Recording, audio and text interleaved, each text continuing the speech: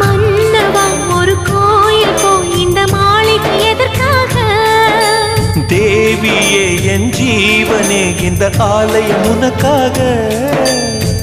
வானில் ஒரு புயல் மழை வந்தால் அழகே என்னை எங்கனம் காப்பாய். கண்ணே உன்னை என் கண்ணில் வைத்து இமைகள் எனும் கதவுகள் அடைப்பேன். சத்தியமாகுமா? நான் சத்தியம் செய்யவா? தொடு தொடுவெனவே வானவில் என்னை தூரத்தில் அழைக்கின்ற நேரம்.